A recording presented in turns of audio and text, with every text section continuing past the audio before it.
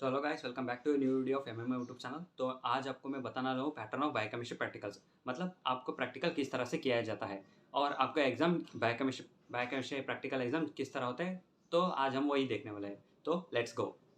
तो biochemistry practical में सबसे पहला आता है यूरिन एनालिसिस। यूरिन एनालिसिस में टू पार्ट्स है, एक क्वालिटेटिव एनालिसिस, एक क्वांटिटेटिव एनालिसिस। क्वालिटेटिव मतलब कोई यूरिन कॉन्स्टिट्यूएंट्स प्रेजेंट और एब्सेंट दिखाने वाला क्वालिटेटिव, और क्वांटिटेटिव मतलब कोई यूरिन कॉन्स्टिट्यूएंट है पर वो कितने क्वांटिटी में है, मतलब अमाउंट दिखाने वाला क्वांटिटेटिव एस्टिमेशन। तो पहले हम चलते हैं qualitative estimation of urine analysis.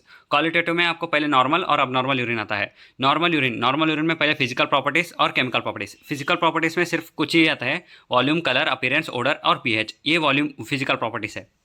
तो मतलब वॉल्यूम ऑलमोस्ट 50 ml दिया जाएगा। कलर जो आपको दिख रहा है वो लिख दीजिए, और ओडर भी आपको पता ही है। तो चलिए चलते हैं केमिकल प्रॉपर्टीज की तरफ। केमिकल प्रॉपर्टीज में दो है, एक ऑर्गेनिक कंपोनेंट्स और इनऑर्गेनिक कंपोनेंट्स। ऑर्गेनिक कंपोनेंट्स में यूरिया, यूरिक एसिड और क्रिएटिनिन आता है, और इनऑर्गेनिक कॉन्सेप्ट में क्लोरीन, कैल्शियम, फॉस्फेट, अमोनिया और सल्फेट। यहाँ पे नॉर्मल यूरिन एनालिसिस कंप्लीट हो जाता है फिजिकल और केमिकल प्रॉपर्टीज से। ये सब करके आपको लास्ट में रिपोर्ट करना है। तो चलती है। अब नॉर्मल यूरिन एनालिसिस में भी दो पार्ट्स है, फिजिकल और केमिकल। फिजिकल में भी same, volume, colour, appearance, odour, pH. Chemical properties में आते ही आपको कोई अबनॉर्मल कॉन्स्टिट्यूएंट्स फाइंड करना रहता है। अबनॉर्मल कॉन्स्टिट्यूएंट्स क्या क्या रहता है? Glucose, ketone bodies, blood, protein, bile salts and bile pigments. तो आप इधर ट्रिक में याद रख सकते हो, क्योंकि अगर ग्लूकोज होगा तो कीटोन बॉडीज भी रहेगा, अगर ब्लड होगा तो प्रोटीन रहेगा, और बाइल सैल्ट्स होगी तो बाइल पिगमेंट्स ही रहेंगे। मतलब कोई दो अबनॉर्मल कॉन्स्टिट्यूएंट्स यूरिन में नॉर्मली रहेंगे। तो अब चलते हैं क्वांटिटेटिव एनालिसिस की तरफ। क्वांटिटेटिव मतलब कोई अबनॉर्मल कांस्टेंट कितने क्वांटिटी में है बताने वाला क्वांटिटेटिव एनालिसिस है। इसमें आपको 4 या नहीं तो 5 क्वांटिटेटिव एस्टिमेशन कराया जाता है।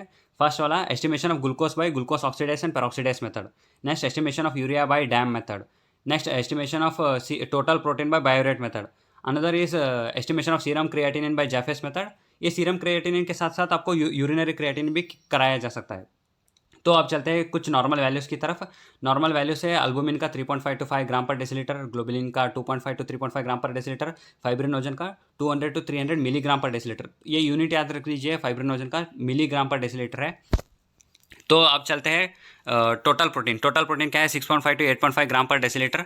तो अब यूरिया में आ सकता है। यूरिया में 15 टू 40 मिलीग्राम पर डेसीलीटर, और क्रिएटिनिन का 0.7 टू 1.5 मिलीग्राम पर डेसीलीटर। जो आपको क्वांटिटेटिव एस्टिमेशन में आपको जो आएगा ना, मतलब यूरिया आएगा, क्रिएटिनिन आएगा, उसी से रिलेटेड वाइवा भी पूछा जाएगा। तो आप देख सकते हो, यूरिया आए तो गाउट तो पूछेंगे। अगर क्रिएटिन आए तो how creatinine is made, glycine, methane, arginine. आप इसको क्रिएटिनिन कैसे बनता है ये आप याद रखने के लिए गुड मॉर्निंग आकाश, ये निमोनिक है, मतलब ग्लाइसिन, मिथेनिन, अर्जिन, इसे आप याद रख सकते हो। तो आप जो भी एक्सपेरिमेंट करते हो, मतलब क्वालिटेटिव या quantitative, principle, tabular column, calculation और रिपोर्ट, ये पैटर्न आप याद रख लीजिए। प्रिंसिपल, टैबुलर कॉलम, कैलकुलेशन और रिपोर्ट। लास्ट में बिना रिपोर्ट के आपको मार्क्स नहीं दिए जाएंगे। तो अब प्रैक्टिकल की तरफ आते हुए देख सकते हो, एज सीबीएमई करिकुलर इज इंट्रोड्यूस्ड। तो ऑस्पी बोल के नया है, मतलब ओएसपी। इसका फुल फॉर्म आप कमेंट सेक्शन में बता देना। तो ऑस्पी में क्या क्या आते हैं? चार स्टेशंस रहते हैं। चार स्टेशंस में एक रेडीमेड टेस्ट बनाए हुए रहते हैं। मतलब कोई भी एक टेस्ट वो ऑलरेडी बना के रख चुके होते हैं। आपको आइडेंटिफाई करना है कि वो कौन सा टेस्ट है। मतलब सल्फोसलिक एसिड टेस्ट है, सल्फर पाउडर टेस्ट, मतलब कोई भी आपको करके रखे होते हैं। आपको आइडेंटिफाई करना है कि वो कौन सा टेस्ट है। नेक्स्ट आता है स्किल टेस्ट। स्किल टेस्ट में क्या है? मतलब आपको एक्सपेरिमेंट एग्जामिनर के सामने परफॉर्म करना है। मतलब है सल्फर पाउडर टेस्ट, आपको टेस्ट ट्यूब लेना है, और बाइल सैल्ट्स है कि नहीं है, आप एग्जामिनर को सामने परफॉर्म करना है, और आपको एग्जामिनर को बताना है कि क्या रिजल्ट आया। तो ये स्किल टेस्ट, ये नया इंट्रोड्यूस हुआ है। नेक्स्ट होता है केस चार्ट्स। केस चार्ट्स मतलब आपको एक क्लिनिकल केस दिया जाएगा, और उसको कुछ क्वेश्चन होंगे, 4-5 क्वेश्चन, और उसको आपको आंसर करना है। नेक्स्ट होता है इंस्ट्रूमेंट आइडेंटिफिकेशन। इंस्ट्रूमेंट आइडेंटिफिकेशन में दो आता है, एक इलेक्ट्रोफोरेसिस, नहीं तो कलरीमीटर और यूरिनोमीटर। कोई भी इंस्ट्रूमेंट रख सकते हैं, नॉर्मली इलेक्ट्रोफोरेसिस और कलरीमीटर रखता है। तो electrophoresis first identify the instrument, और उसके साथ कुछ क्वेश्चंस होंगे। लाइक इलेक्ट्रोफोरेसिस है तो आप आइडेंटिफाई कर लोगे इलेक्ट्रोफोरेसिस है, और उसका कुछ यूजेस लिखने को बोल देते हैं। तो इलेक्ट्रोफोरेसिस किस लिए यूज होता है? एक है लाइपोप्रोटीन डिफ्रेंशिएशन, वो है HDL, LDL, VLDL, काइलोमाइक्रॉन्स, उसके लिए। नहीं तो आइसो एंजाइम सेपरेट करने के लिए। आइसो एंजाइम्स क्या क्या है? LDH, लैक्टेट डिहाइड्रोजनेस 1 2 3 4 5, और क्रिएटिनिन काइनेस MMBB, ये होता है। और किसके लिए होता है? और सीरम प्रोटीन के लिए लाइक एल्बुमिन, ग्लोबुलिन, फाइब्रिनोजन, उसके लिए इलेक्ट्रोफोरेसिस यूज होता है। नेक्स्ट आता है कलरीमीटर में आइडेंटिफाई तो कलरीमीटर कर लोगे और उसका बियर लैम्बर्ट्स लॉ पूछा जाएगा, वो एक कर देना।